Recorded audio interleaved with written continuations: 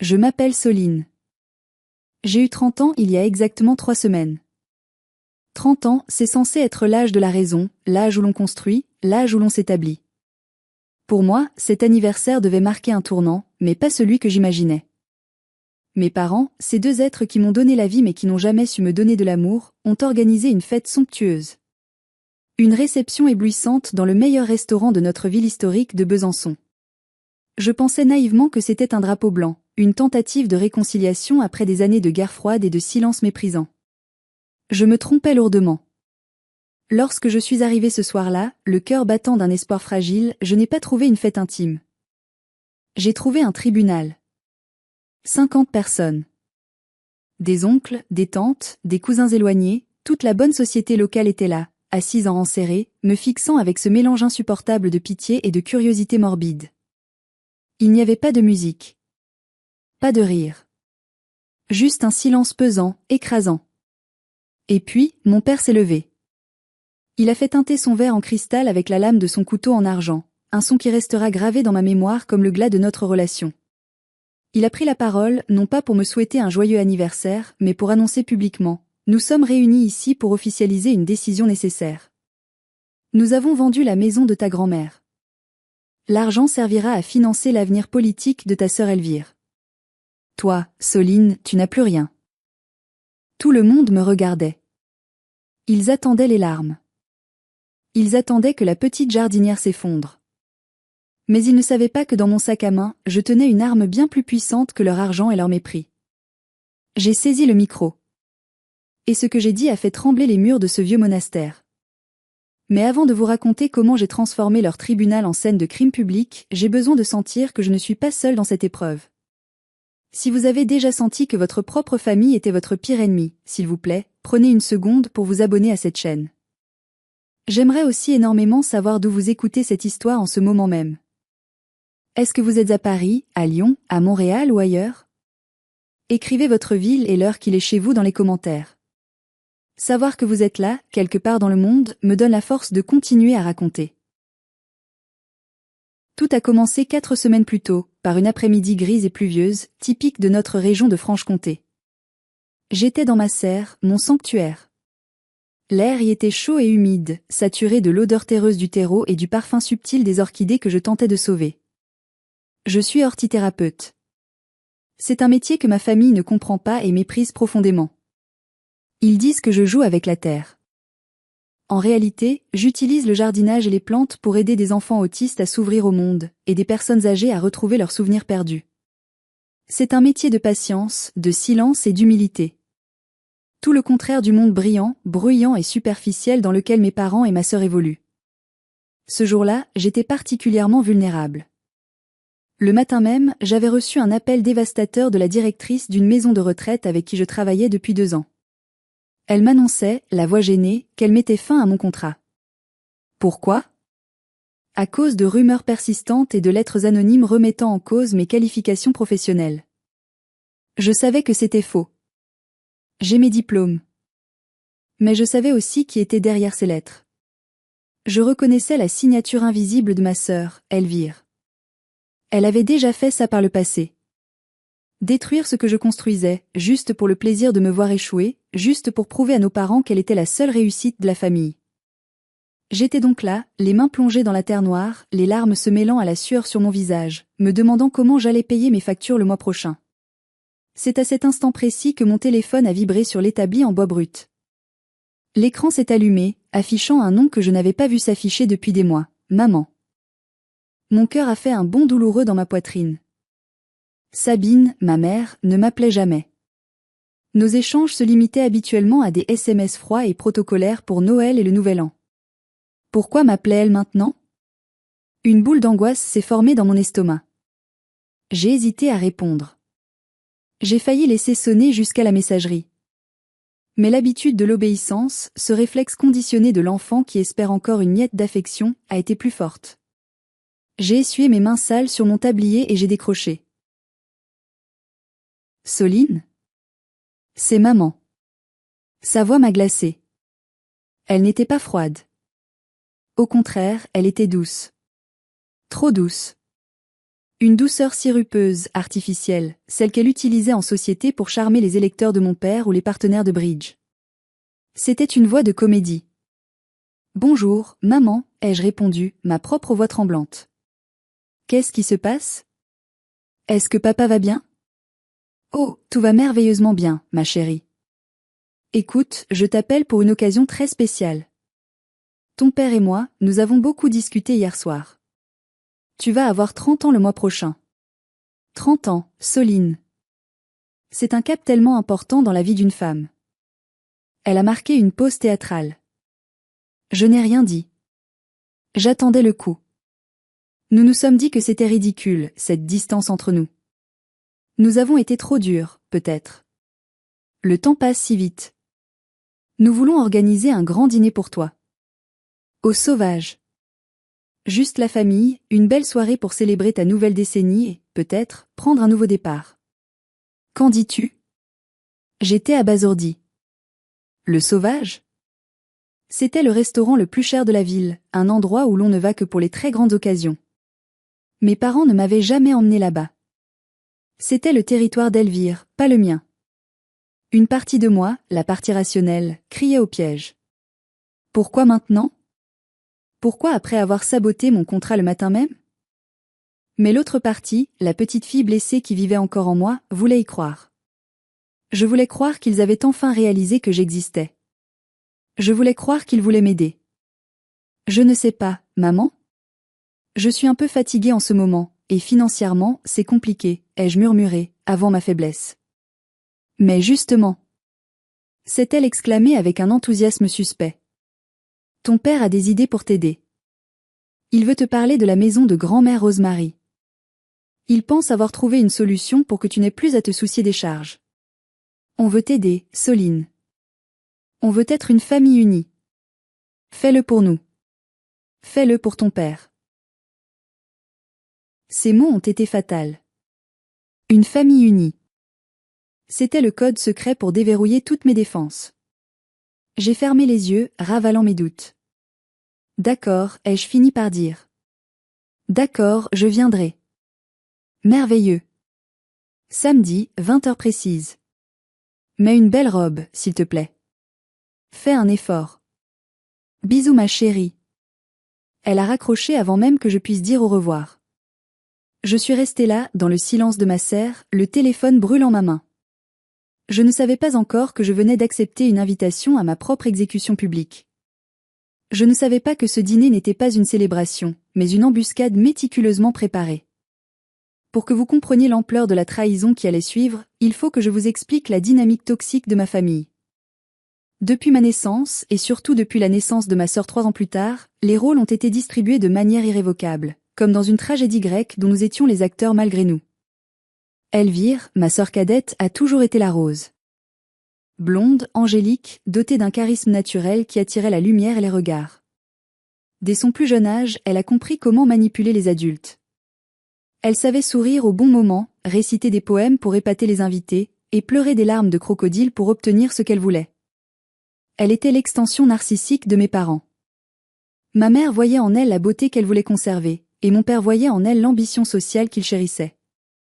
Elvire a suivi le parcours royal, école privée catholique, leçons de piano, équitation, puis sciences politiques. Aujourd'hui, à 27 ans, elle est attachée parlementaire. Elle marche dans les couloirs du pouvoir à Paris, ses talons claquant sur le marbre, et mes parents parlent d'elle comme si elle avait inventé le soleil. Elle est l'enfant roi, l'enfant en or. Moi, Soline, j'ai toujours été la mauvaise herbe. Brune, introvertie, maladroite, silencieuse.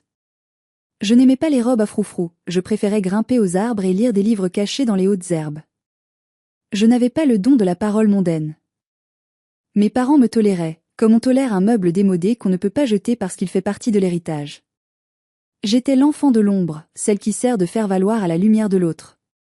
Quand Elvire réussissait, on organisait un banquet. Quand je réussissais, on disait c'est bien, mais tu aurais pu faire mieux. La comparaison était constante, insidieuse, destructrice. Il n'y avait qu'une seule personne dans tout cet univers glacial qui me voyait vraiment. Une seule personne pour qui je n'étais pas une mauvaise herbe, mais une plante rare qui avait juste besoin de soins différents. Ma grand-mère maternelle, Rosemary. Rosemary était la mère de ma mère, mais elles étaient aussi différentes que le jour et la nuit. Rosemary vivait dans une vieille maison de maître à la périphérie de Besançon, une bâtisse du 19e siècle au volet vert écaillé, entourée d'un parc sauvage et magnifique. C'était mon refuge. Quand l'atmosphère à la maison devenait irrespirable, je prenais mon vélo et je fuyais chez elle. C'est Rosemary qui m'a tout appris. Elle m'a appris le nom latin des plantes, la patience nécessaire pour faire pousser une orchidée, le respect de la vie sous toutes ses formes. Elle me disait souvent, Soline, ne laisse jamais personne te tailler pour te faire entrer dans un vase trop petit pour toi. Tu es faite pour la terre sauvage, pas pour les salons dorés. Il y a 2 ans, la santé de Rosemary a décliné brutalement. Mes parents étaient trop occupés par la campagne électorale municipale de mon père pour s'en soucier. Ma mère disait qu'elle ne supportait pas l'odeur de la maladie. Elvire, elle, ne venait jamais, trouvant la maison glauque et poussiéreuse. C'est donc moi qui ai emménagé avec elle. J'ai mis ma vie entre parenthèses. J'ai dormi sur un lit de camp à côté du sien. Je lui ai tenu la main pendant les nuits d'agonie. Je lui ai lu ses poètes préférés jusqu'à ce que sa voix s'éteigne pour toujours. À l'ouverture du testament, le choc fut total pour mes parents. Ils s'attendaient à récupérer la propriété pour la vendre immédiatement. Mais Rosemary avait été plus maligne. Elle avait légué ses bijoux et ses comptes bancaires à ma mère, mais elle m'avait légué la maison et le jardin. À moi seule. Le testament disait explicitement, pour ma petite fille Soline, car elle est la seule à connaître le langage des fleurs qui poussent ici, et la seule qui saura protéger l'âme de ce lieu.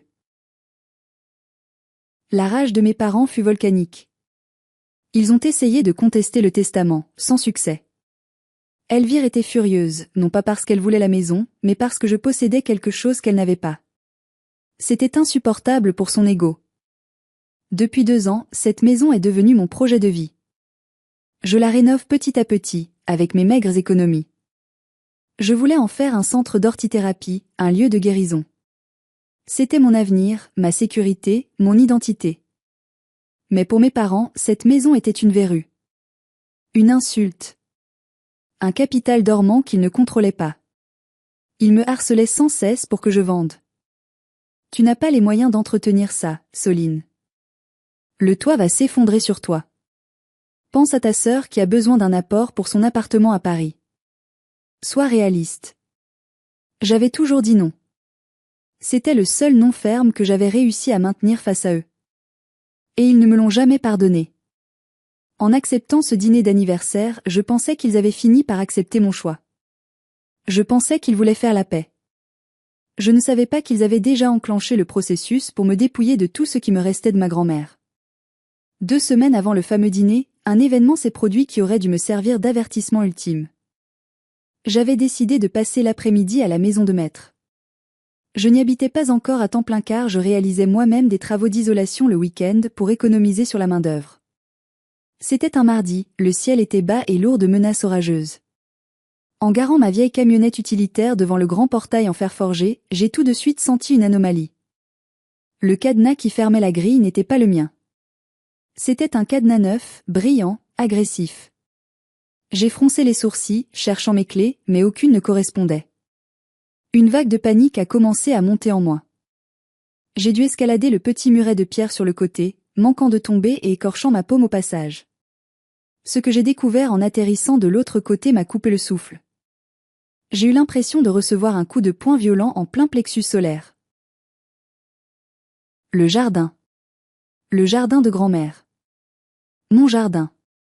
Il n'existait plus.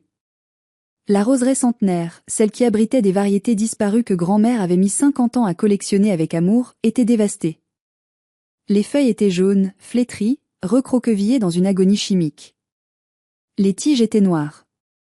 Les fleurs, autrefois si vibrantes, pendaient comme des têtes coupées. Une odeur âcre, chimique, insupportable flottait dans l'air. L'odeur de la mort aseptisée. L'odeur du glyphosate à haute dose. Je me suis avancée en titubant, comme dans un cauchemar. Mes simples, mes herbes médicinales, ma sauge, mon thym, ma lavande, tout n'était plus qu'un tas de compost brun et gluant. Quelqu'un était venu. Quelqu'un avait déversé des litres de désherbant industriel sur tout ce qui vivait. Ce n'était pas un accident. C'était un massacre. C'était une exécution. Je suis tombée à genoux dans la boue toxique. J'ai touché une tige de rosier et elle s'est cassée net dans ma main, sèche comme un vieil os. J'ai hurlé. Un cri de douleur pure, animal. Ils avaient tué la mémoire de ma grand-mère. Tremblante de rage et de larmes, j'ai sorti mon téléphone et j'ai appelé Elvire. Je savais. Mon instinct me criait que c'était eux. Qu'est-ce que vous avez fait? Ai-je hurlé dès qu'elle a décroché, ma voix brisée par les sanglots. Bonjour à toi aussi, chère sœur, a-t-elle répondu avec cette voix traînante et condescendante qu'elle adopte quand elle se sent supérieure. De quoi parles-tu? Tu es hystérique, comme d'habitude. Le jardin. Vous avez tué le jardin. Pourquoi? Pourquoi? Oh, ça, a-t-elle dit avec une légèreté qui m'a donné envie de vomir. Papa a envoyé une équipe de nettoyage professionnel ce matin. Franchement, Soline, c'était une jungle. C'était sale. Si on veut que cette propriété ait la moindre valeur marchande, il faut qu'elle soit propre. Un terrain nu et net vaut plus cher qu'un terrain encombré de vieilles broussailles et de ronces. On te rend service, tu devrais nous remercier. C'est ma maison. Vous n'avez pas le droit. C'est une violation de domicile. C'est du vandalisme. Calme-toi, a-t-elle coupé sèchement. On en parlera au dîner d'anniversaire. Ne sois pas dramatique, ça ne te va pas. Et puis, techniquement, c'est un bien de famille. Allez, je te laisse, je dois aller déjeuner avec un sénateur. Bisous. Elle a raccroché. Juste comme ça. Je suis restée assise dans la terre brûlée pendant 1 heure, sous la pluie qui commençait à tomber, mélangeant l'eau du ciel au poison sur le sol. La tristesse immense a doucement laissé la place à autre chose. Une colère froide. Une colère dure, tranchante comme un scalpel. Ils n'avaient pas juste nettoyé. Ils avaient effacé la vie pour préparer une vente. Ils considéraient déjà que la maison était à eux. Ils pensaient m'avoir brisé en détruisant ce que j'aimais. Mais ils avaient commis une erreur stratégique majeure. En tuant mes fleurs, ils avaient tué la dernière once de pitié filiale que j'avais pour eux. J'ai essuyé mes larmes. J'ai sorti mon téléphone. J'ai pris des photos. De tout. De chaque plante morte, du cadenas changé, des traces de pneus des camions de l'entreprise. J'ai tout documenté. Ce n'était plus une famille. C'était une guerre. Et s'ils voulaient la guerre, ils allaient la voir. Si vous étiez à ma place, après avoir vu votre jardin détruit par votre propre famille, comment auriez-vous réagi? Auriez-vous porté plainte immédiatement? Auriez-vous annulé le dîner? Dites-moi ce que vous auriez fait dans les commentaires. J'ai besoin de savoir si ma réaction était justifiée. Le soir même, alors que je venais de rentrer chez moi, trempée et épuisée, mon père m'a appelé. Pas un mot d'excuse pour le jardin. Pas un mot de regret. Juste sa voix autoritaire habituelle, celle du patriarche qui ne tolère aucune contradiction. Soline, pour le dîner de tes 30 ans samedi, assure-toi d'être ponctuelle. 20 heures précises. Et par pitié, mais quelque chose de correct. Pas tes haillons de jardinière. Il y aura du monde important. Du monde? Ai-je demandé, ma voix glaciale, retenant à grand-peine ma fureur. Maman a dit juste la famille. La famille, c'est large, a-t-il rétorqué avec impatience. Nous avons une grande annonce à faire. Une surprise qui va régler tous tes problèmes financiers minables et assurer l'avenir glorieux d'Elvire. C'est une solution gagnant-gagnant. Tu me remercieras plus tard. J'ai failli refuser. J'ai failli lui crier que je ne viendrais jamais, que j'allais changer les serrures et lâcher des chiens de garde. Mais au moment où j'allais exploser, une notification s'est affichée sur l'écran de mon ordinateur. Un email. Il venait de ma tante Lison. Tante Lison, c'est la brebis galeuse de la famille, la sœur de mon père. Elle a été bannie et effacée des albums photos il y a 15 ans. Son crime? Avoir osé divorcer d'un mari riche mais violent pour aller ouvrir une boulangerie artisanale en Bretagne. Elle avait choisi le bonheur plutôt que les apparences, et pour mon père, c'était une trahison impardonnable. Je n'avais pas eu de nouvelles d'elle depuis des années, mais nous avions gardé un lien secret via Internet. Le message disait « Soline, j'ai entendu parler de ce qu'ils ont fait au jardin. Les nouvelles vont vite. Je sais aussi ce qu'ils préparent pour le dîner. C'est un piège. Je ne suis pas invitée, évidemment, mais je serai là. Ne refuse pas l'invitation. Il faut que tu viennes.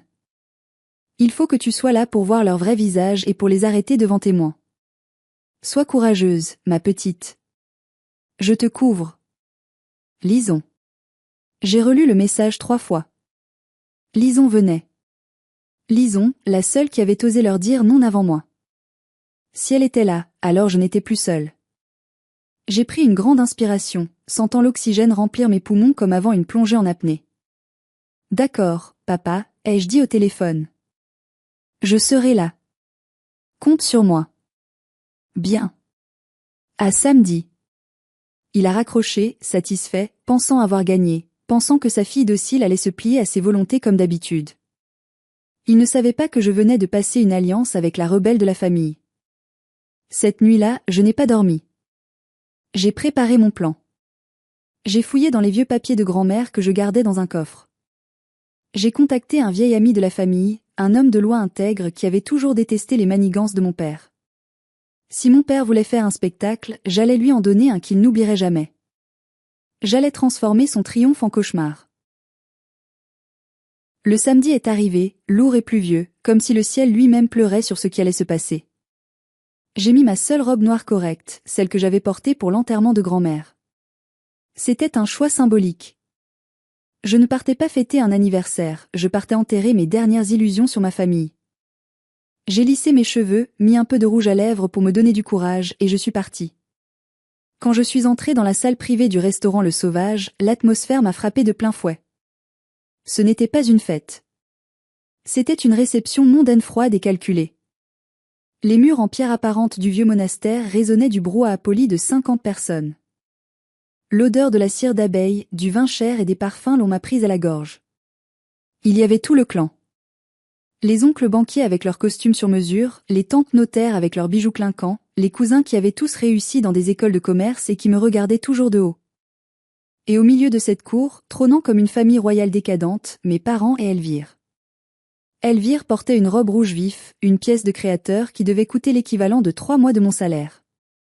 Elle rayonnait, un verre de champagne à la main, riant aux éclats d'une blague d'un cousin, rejetant ses cheveux blonds en arrière avec cette arrogance naturelle qui la caractérisait. Mes parents étaient à ses côtés, rayonnant de fierté, comme s'ils présentaient un trophée. Quand ils m'ont vu entrer, le silence s'est fait progressivement. Non pas un silence chaleureux de bienvenue, mais un silence d'observation critique.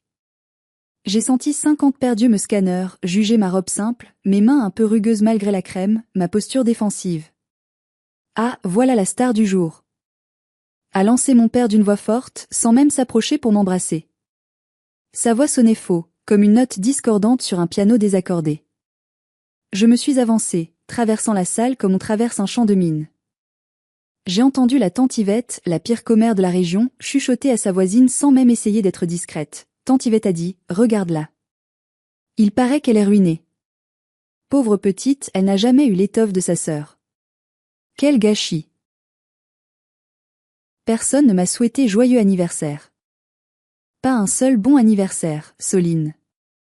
Pas de cadeaux empilés sur une table. Juste une grande enveloppe Kraft posée à la place d'honneur, juste devant l'assiette de mon père. Je me suis assise à la place qu'on m'avait désignée, tout au bout de la table, loin d'eux, face à eux. Comme une accusée face à ses juges. La symbolique était claire. Je n'étais pas l'invité d'honneur, j'étais le problème à régler. Ma mère m'a souri, un sourire crispé, nerveux, fuyant. Elle évitait mon regard. Elle savait ce qui allait se passer. Elle était complice. Sa lâcheté me faisait plus mal que la méchanceté de mon père. Les serveurs ont commencé à verser le vin. L'ambiance était lourde, électrique, chargée de non-dits. Je sentais que tout le monde dans cette salle savait quelque chose que j'étais censée ignorer. Ils étaient tous dans le secret. J'étais la dinde de la farce, invitée à son propre dépeçage. J'ai gardé la tête haute, serrant mon sac à main sous la table. À l'intérieur, mon téléphone était en mode enregistrement. Et j'avais une photocopie d'un document très ancien plié dans ma poche. J'attendais. Je savais que le coup allait venir. Le dîner a traîné en longueur. Les plats défilaient, exquis mais sans saveur pour moi. Au moment du dessert, alors que personne n'avait encore apporté de gâteau, mon père s'est levé. Il a lissé sa veste, a pris son verre et a tapoté dessus avec son couteau. Tim. Tim. Tim. Le silence fut immédiat et total. Les 50 invités se sont tournés vers lui avec une déférence presque religieuse. C'était le moment. Mes amis, ma famille, a commencé Hugues, avec sa voix de baryton qu'il utilisait pour intimider ses employés au conseil municipal. Merci d'être venus si nombreux pour les 30 ans de Soline. Il a fait un geste vague vers moi, sans me regarder dans les yeux. 30 ans, c'est l'âge de la maturité. C'est l'âge où l'on doit prendre des décisions difficiles mais nécessaires pour le bien de la tribu, pour la pérennité de notre nom. Vous savez tous que notre famille a toujours privilégié l'excellence. L'ambition. La réussite sociale. Des têtes ont hoché en signe d'approbation autour de la table. J'ai vu Elvire se redresser, fière. Soline a choisi un chemin différent, a-t-il continué avec un sourire condescendant. Un chemin plus modeste. Bohème, dirons-nous. Elle préfère la compagnie des plantes à celle des hommes d'influence. Quelques rires étouffés, cruels, ont parcouru la salle. J'ai senti mes joues brûler. Nous respectons cela, a menti mon père sans sourciller. Cependant, il y a des réalités économiques que nous ne pouvons ignorer. La maison de ma défunte belle-mère, Rosemary, est une charge trop lourde pour les épaules fragiles de Soline. Elle tombe en ruine. Le jardin est une friche incontrôlable, un danger sanitaire. J'ai serré les poings sous la table jusqu'à m'en faire mal. Une friche ? Vous l'avez empoisonnée. Ai-je pensé, retenant mon cri. D'un autre côté, a-t-il poursuivi, sa voix montant d'un cran, vibrant d'orgueil, Elvire est à un tournant décisif de sa brillante carrière. Elle a l'opportunité unique d'intégrer un cabinet ministériel à Paris, mais cela demande des fonds importants, une installation digne de ce nom, un standing à maintenir. Elle est l'avenir de notre famille. Elle est notre fierté. Il a fait une pause théâtrale, savourant l'effet de ses mots. C'est pourquoi, en tant que chef de famille, j'ai pris une décision exécutive. Nous avons trouvé un acheteur pour la maison de Rosemary. Une offre exceptionnelle d'un promoteur immobilier qui veut raser la vieille bâtisse pour construire un complexe d'appartements de luxe moderne. Un murmure d'admiration a parcouru la salle. Raser. Le mot a résonné dans ma tête comme un coup de feu. Il voulait détruire la maison de grand-mère. Il voulait effacer son existence. Nous avons signé le compromis de vente hier, a annoncé mon père triomphalement.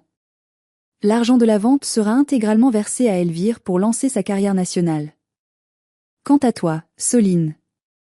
Il s'est enfin tourné vers moi, avec un regard dur, froid, sans une once d'amour paternel.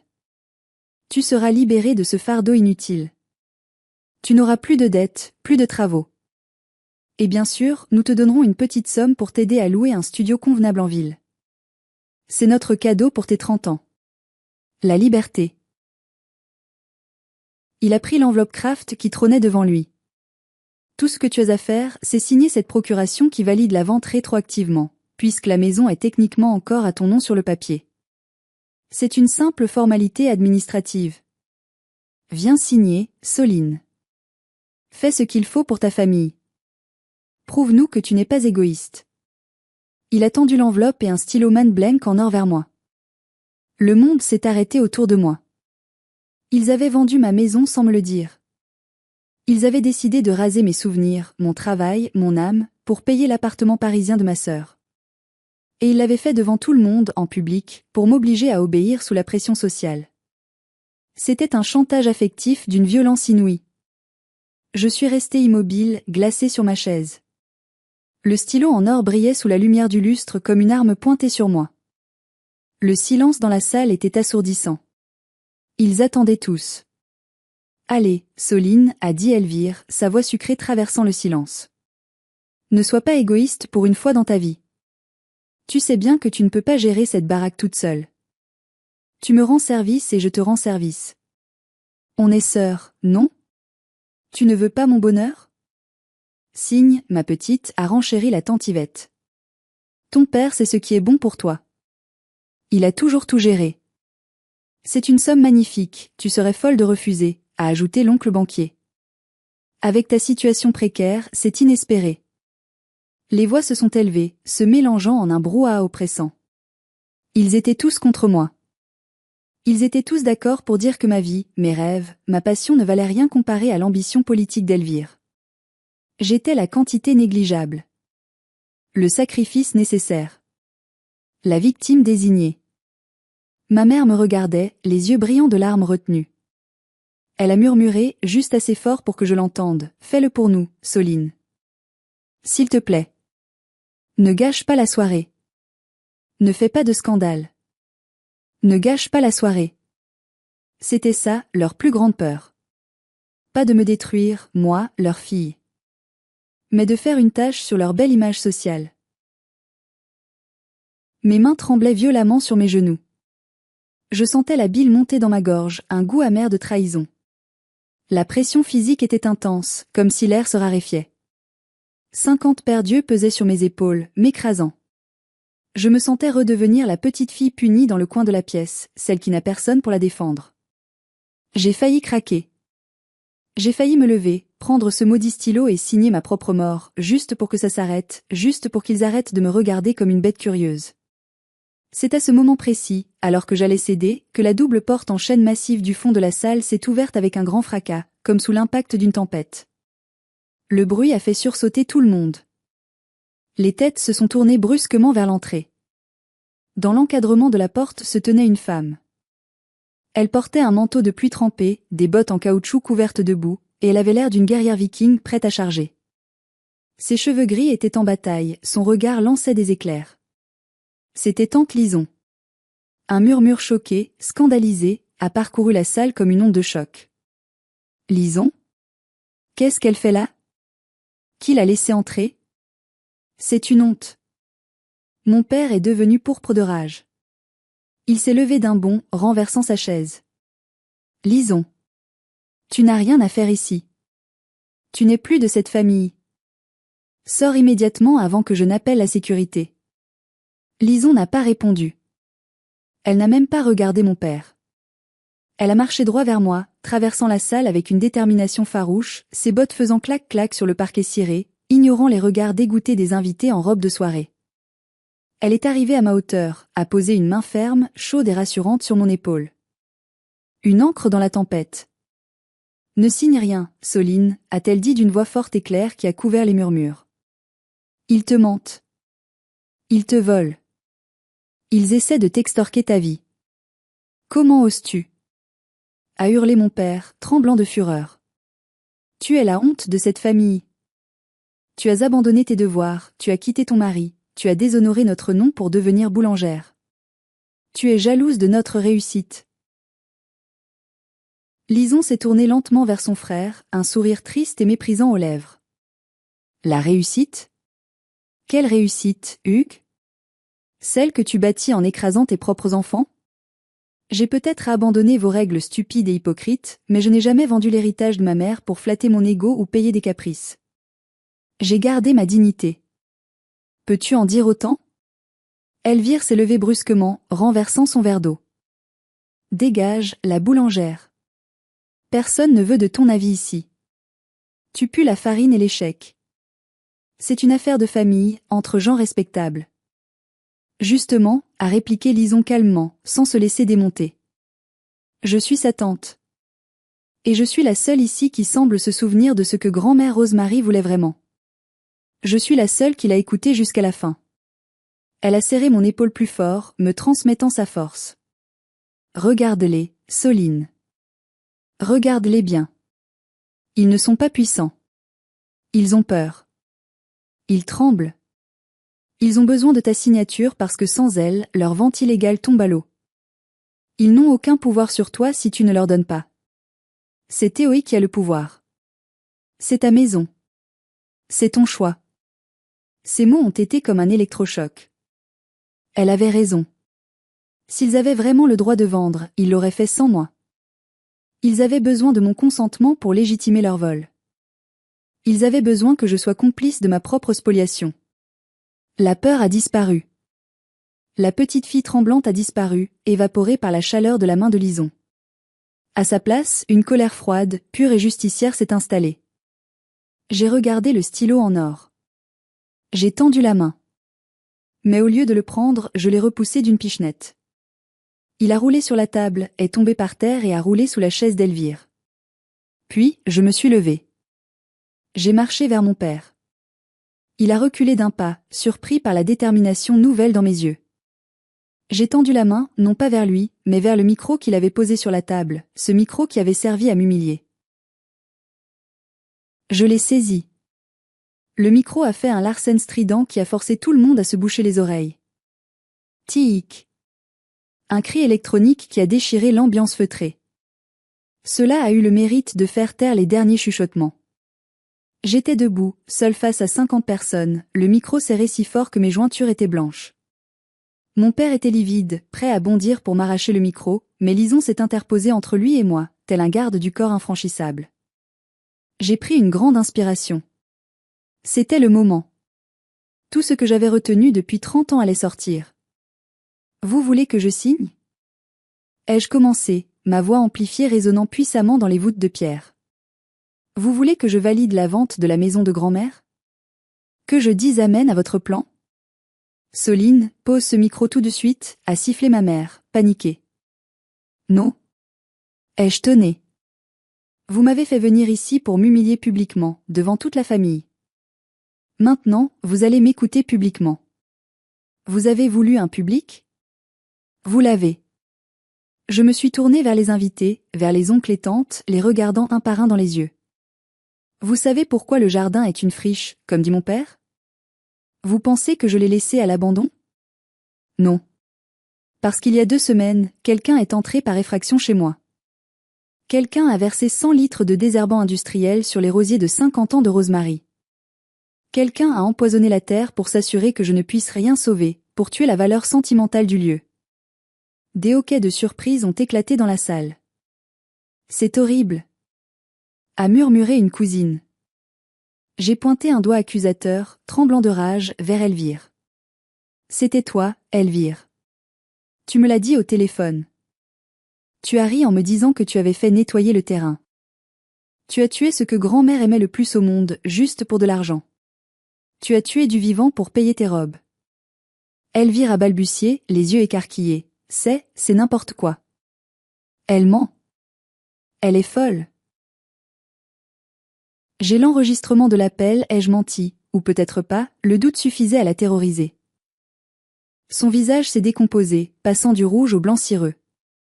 J'ai continué, la voix tremblante d'émotion mais puissante, portée par l'adrénaline. Vous dites que vous voulez vendre pour le bien de la famille. Mais quelle famille ? Une famille qui vole l'héritage d'une fille pour payer le luxe de l'autre ?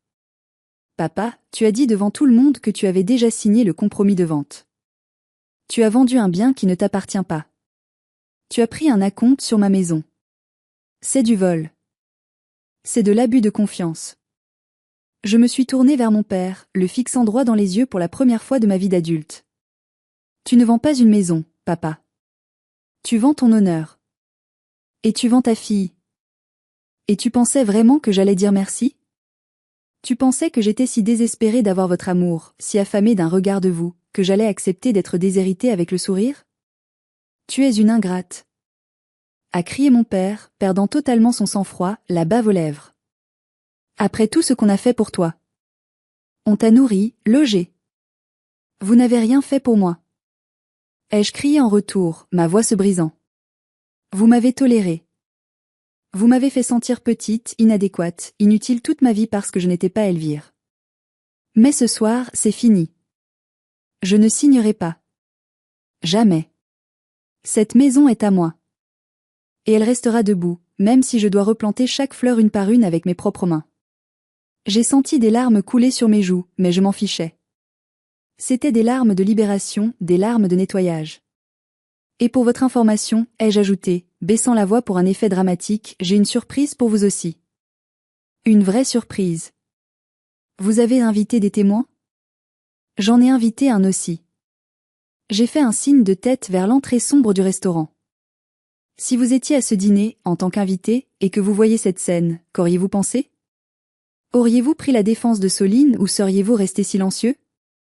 Dites-moi franchement dans les commentaires. Votre avis m'intéresse. Un homme âgé, voûté mais digne, portant un costume 3 pièces démodé et tenant une mallette en cuir usé, est entré lentement dans la lumière. Il s'appuyait sur une canne, mais son regard était vif et perçant. C'était Maître Lazare.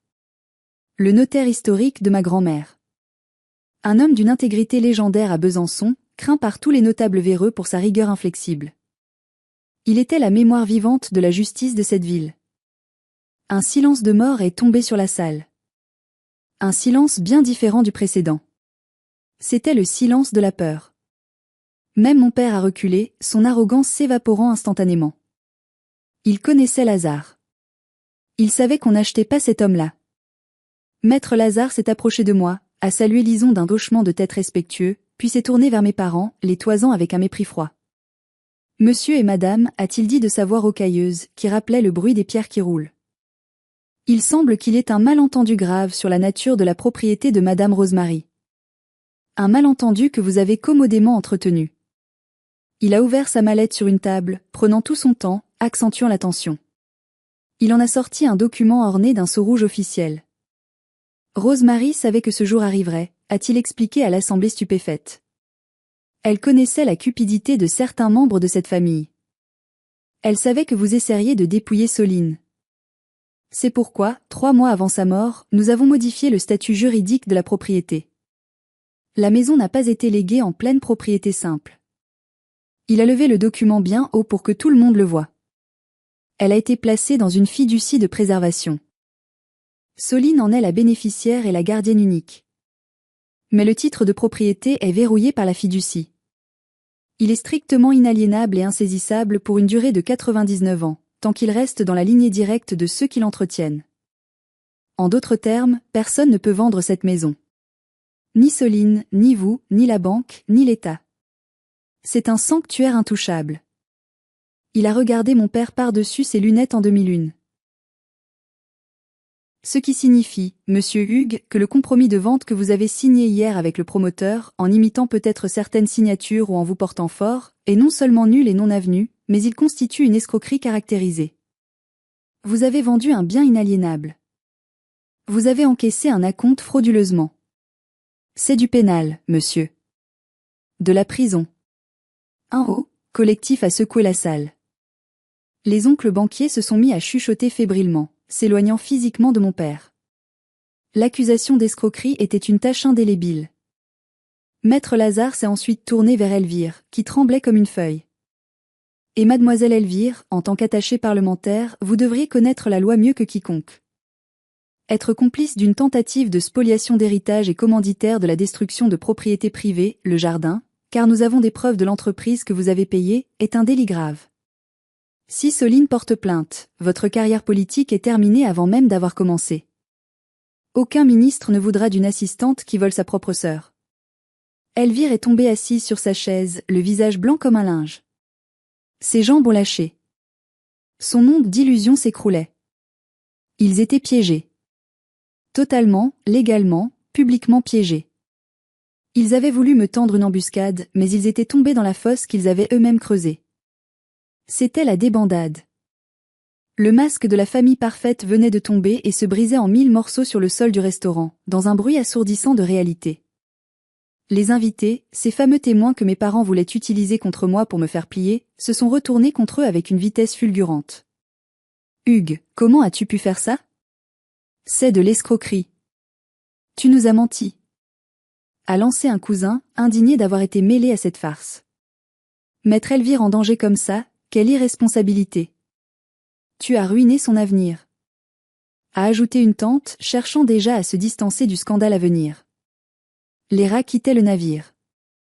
Ils ne défendaient pas la morale, bien sûr, ils défendaient leur propre réputation. Ils ne voulaient pas être associés à des escrocs. Mon père était affaissé sur sa chaise, ayant pris 10 ans en 10 minutes. Il respirait difficilement.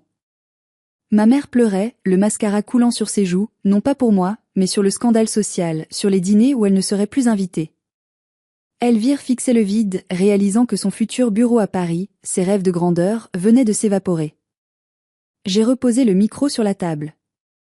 Le son sourd a résonné comme le point final d'un livre que l'on referme brutalement. Je me suis approché d'eux une dernière fois. Je n'avais plus de colère. Juste une immense fatigue et une clarté absolue. Gardez votre argent, ai-je dit doucement, presque calmement. Gardez vos dîners, vos robes de luxe et votre mépris. Je ne veux rien de vous. Je garde la maison. Je garde la terre. Et surtout, je garde ma dignité. C'est la seule chose que vous ne pourrez jamais acheter. J'ai regardé ma mère, qui n'osait toujours pas lever les yeux. Je ne veux plus jamais vous voir chez moi. Si vous approchez du portail, si je vois l'ombre d'une de vos voitures, j'appelle les gendarmes et je porte plainte avec les preuves de maître Lazare. C'est fini. Vous n'avez plus de fille. Puis, je me suis tournée vers Lison, qui rayonnait de fierté. On y va, tante Lison? J'ai une faim de loup. Et j'ai envie d'une pizza, pas de leur caviar. Lison a éclaté d'un rire sonore, joyeux, libérateur, qui a rempli la salle lugubre. Avec grand plaisir, ma chérie. Je connais le meilleur endroit en ville. Et c'est moi qui invite. Nous sommes sortis du restaurant la tête haute, maître Lazare sur nos talons comme un vieux sage protecteur, laissant derrière nous le chaos, les cris, les reproches et les ruines de leur arrogance. Je n'ai pas regardé en arrière. Pas une seule fois. J'ai marché vers la sortie, vers la pluie fraîche, vers ma liberté.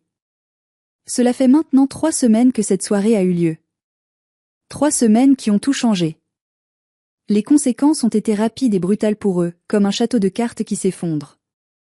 Le promoteur immobilier, furieux d'avoir été dupé et d'avoir engagé des frais, a menacé de porter plainte pour tentative d'escroquerie. Pour éviter le procès public et la prison, mes parents ont dû vendre leur résidence secondaire sur la Côte d'Azur en urgence, à perte, pour rembourser la compte et payer des dommages et intérêts colossaux afin d'étouffer l'affaire. Ils sont ruinés socialement à Besançon. Plus personne ne les invite. Ils sont devenus des parias. Elvire a perdu son poste. La rumeur de son implication dans une fraude familiale sur personnes vulnérables a atteint les oreilles de son député à Paris. Il a licencié discrètement pour éviter le scandale avant les élections. Elle est retournée vivre chez nos parents, dans sa chambre d'enfant. Ils sont maintenant enfermés tous les 3 dans leur grande maison vide, à se rejeter la faute mutuellement, dans un huis clos toxique qu'ils ont construit eux-mêmes. C'est leur punition. Vivre ensemble. Quant à moi, je vis désormais à plein temps dans la maison de maître.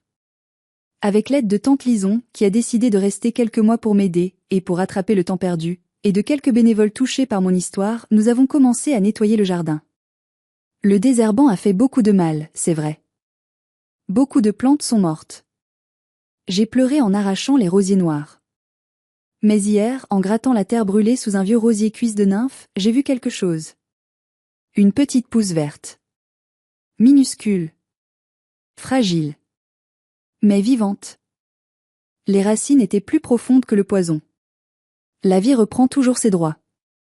C'est comme moi. Ils ont essayé de m'empoisonner avec leur mépris, leurs mensonges et leur cupidité pendant 30 ans. Mais mes racines sont solides. Elles sont ancrées dans l'amour de ma grand-mère. Je suis en train de reconstruire mon centre d'orthithérapie. Les clients reviennent, les soutiens affluent. J'ai appris une leçon essentielle pour mes 30 ans, et je veux vous la partager. On ne choisit pas sa famille biologique, c'est une loterie. Mais on choisit qui on laisse entrer dans son jardin secret. On choisit sa famille de cœur. Parfois, il faut avoir le courage de tailler les branches mortes et malades, même si elles portent le nom de père, mère ou sœur, pour permettre à l'arbre de survivre et de grandir vers la lumière. La vengeance n'est pas de leur faire du mal en retour. La vengeance, la vraie, c'est d'être heureuse, libre, et de faire fleurir ce qu'ils voulaient détruire. C'est de vivre une vie bonne, loin d'eux. Merci de m'avoir écouté jusqu'au bout. C'était mon histoire, celle de la mauvaise herbe qui est devenue un chêne. Si cette histoire vous a touché, si vous pensez aussi que la justice finit toujours par triompher, mettez un j'aime sur cette vidéo, c'est très important pour moi. Et surtout, dites-moi en commentaire, quelle est la chose la plus précieuse que vous avez dû protéger contre votre propre famille? Est-ce un objet, un rêve ou votre propre identité? Je lirai toutes vos réponses avec attention. N'oubliez pas de vous abonner pour suivre la reconstruction de mon jardin et voir la première rose qui fleurira. À bientôt.